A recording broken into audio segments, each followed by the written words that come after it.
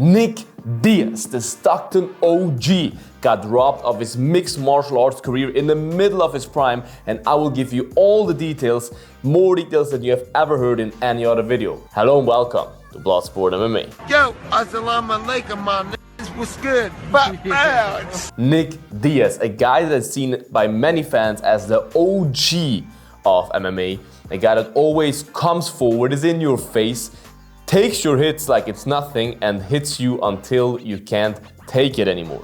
This is Nick Diaz in a nutshell, a real gangster from Stockton, California, and I will tell you his sad story. So the first negative interaction and the first ban by the Athletic Commission that Diaz ever received was actually not in the UFC, but prior to the UFC. I mean, Diaz was in the UFC 3 times, went in and out, in and out. That's gross. And went to Strikeforce, to Pride, whatever. And in Pride, he eventually, in 2007, faced off against Takanori Gomi, a legend in Pride and former champion, in a non-title fight.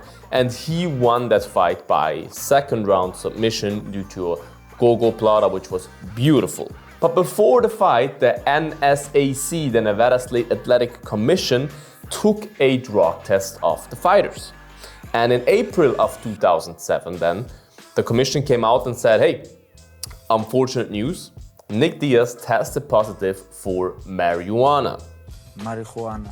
For that, they then made the fight a no contest, which means it's not a win on Nick Diaz's resume. Plus, they took 20% of his fight purse. His fight purse was $15,000 back then, because the official amount that they took was $3,000, 20% of 15K. I'm very educated, motherfucker. And he got a 6-month fine.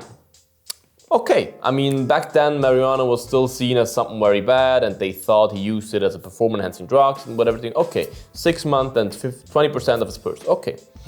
Well, then he, after the 6 months, went back, fought again, blah, blah, blah, this and that, came back into the UFC. In the UFC then, he was on a 11-fight winning streak. Because some people tried to make it look like Nick Diaz was like already washed or something. He was on a 11-fight winning streak, which is remarkable. And he then fought Carlos Condit for the interim welterweight championship because George St. Pierre was out, the current champ back then. And in most people's eyes, Nick Diaz won that fight. This is still to this day a very controversial decision, but they gave it to Carlos Condit.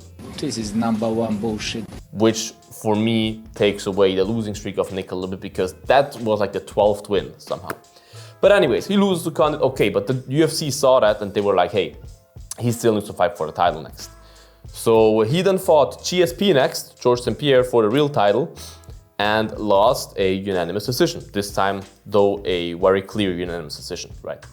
And after that, he said, yeah, he will retire and stuff. Dana White said, nah, that's probably just because he got paid a lot of money in the Nick Diaz fight, blah, blah, blah. Eventually, after 2 years, or after 1.5 years, they came to a new contract and Nick Diaz signed a new 3-fight contract with the UFC. So after a 2-year layoff overall, he was back in the cage. I'm back!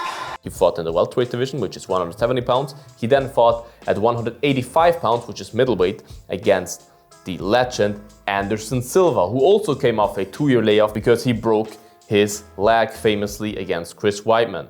And they fought each other. Anderson Silva won by unanimous decision. Fair win, fair decision. But then both guys popped. That's fucking illegal. Anderson Silva popped for steroids, like I can't remember the names, like all kinds of different weird names, some kinds of PDs. Come on, guys, it's normal. And was fined $380,000, Anderson Silva. That was his whole win bonus plus 30% of his show-up money. So in the UFC, you get the show-up money. Normally, let's say, for example, you get $100,000 to show up, to fight. And if you win, you get another $100,000. You win money. That's just an example. So he got fined 30% of his show-up money and his whole win bonus, which was overall $380,000. Plus, he got suspended for a year, Anderson Silva. he claimed that it was from sexual performance enhancers or whatever. Make you strong in jacket and make some parts of you boy grow up. That's all right for popping for PEDs, real PEDs. Nick Diaz, though, didn't pop for PEDs, he popped for marijuana again. I gotta smoke the weed. We all know the Diaz brothers like to smoke a little spliff. And there's nothing wrong with that. As long as you don't smoke like 10 minutes before the fight and like high in the fight, then we can talk about it, that it kind of could be helping you, even though I think it would be counterproductive. But yeah, anyways, they sentenced Nick Diaz for a 5-year suspension. For 5 years, you have to imagine that, for smoking weed. You get 5 years. The other guy popped steroids and got 1 year. Plus $165,000, which was a lot of money back then for Nick Diaz. They then appealed that decision 4 months later, Nick Diaz's team, and it got reduced. It actually got reduced to 3 years and $100,000 of the fine. So he had to pay $100,000 to the Nevada State Athletic Commission, plus was not allowed to compete for 3 years. But then it got lifted, and because he couldn't pay the money, he only paid $25,000, and it's still $75,000 to pay, but he couldn't pay it somehow. But he then reached an agreement with the Nevada State Athletic Commission that he has to pay he can pay it monthly, but he has to pay at minimum $1,000 a month of the $75,000 that were still open, right? And in that agreement, it was also stated that Nick Diaz, if he would compete until that fine is paid, and if he would pay the $1,000 a month, the minimum pay, that would have been January 2023 that he would have been done with the payment, which would be crazy. But the official rule was then, okay, look, he's allowed to fight again, but under the rule that if he fights, he has 90 days from the day when the fight happens. So if he fights January 1st, he has 90 days to pay the outstanding fine. So to simplify that, Nick Diaz had to pay the $75,000, right?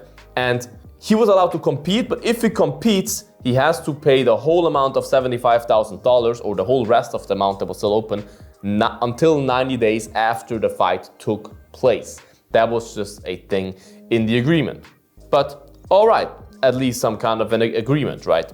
He then also received a USADA sanction later again, because UFC was then already with the USADA, the United States Anti-Doping Agency, and he failed to report his whereabouts. Like if you're a UFC fighter and the USADA tests you, you have to always tell them where you are. They always need to know your location because they randomly test you. Please, just send me location. Which is crazy.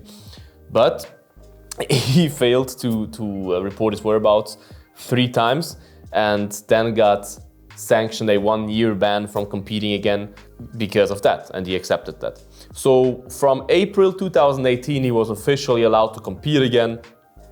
All sanctions, whatever, were gone. But still, I mean, first of all, that's a huge stress and financial thing, because his lawyers and everything, they don't get paid from themselves, you know what I mean? Plus, Nick Diaz was 31 when this whole thing with Anderson Silva happened. 31. In his prime. 31 is your prime as an MMA fighter. So by the time the ban was over, he was already close to being 35, because the ban was over in April and he got born in August, so he was close to being 35 already, which is normally not your physical prime anymore, especially after a 3-year layoff, because ring rust is real. If you don't compete, you're just not in the same flow anymore, and the rhythm just changed over the years. The young people get faster and faster, and you don't get any faster from not competing. So that essentially destroyed Nick Diaz's career, because now Nick Diaz fought again in 2021 when he was, I think he was 38 at that time. And you could clearly see Nick Diaz's prime is far over. Nick Diaz's career is over. No matter how much he thinks he can come back and he's still the best, unfortunately it's over. And we have to be honest here. When Nick Diaz was banned, when he was 31 and fought Anderson Silva, he could have still been competing in the UFC in the highest level and fighting for titles and maybe winning a title in the welterweight division or even middleweight division on several occasions. He could have so many more fights, win so much more money, win belts, win whatever. He was capable of all of that. He was in his prime.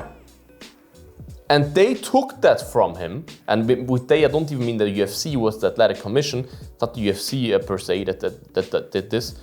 He was robbed of this. Nick Diaz, and it's not like money. Money is okay. They took the most valuable thing from him that he has, especially as an athlete, time. And not from a 23-year-old, no, from a 31-year-old. They took so much time away from him for marijuana.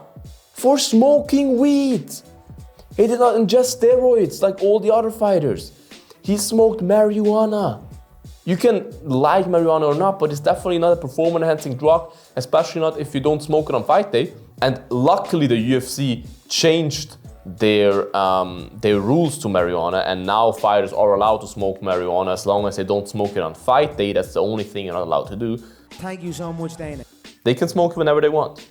And that's how it should be. So Nick Diaz was definitely one of the trailblazers in making marijuana legal in MMA as long as you don't take it on fight day, as I said. And he's an OG of the fight game in all aspects. And the whole MMA world loves Nick Diaz and has the highest of respects for him. Unfortunately, no one will ever be able to make up for what they did to him. No one can make it good again. No one can give him the years back and his prime back. So this was a story of Nick Diaz with a lot of details. If you have any questions, write in the comments, guys. What is your opinion on that? Write it all in the comments, guys. Make sure to like this video, subscribe to this channel, and most importantly, that you don't get banned for PEDs. Eat your fruits and eat your vegetables, guys. Until the next one, bye-bye. Bloodsport out. It's Nick Diaz Army.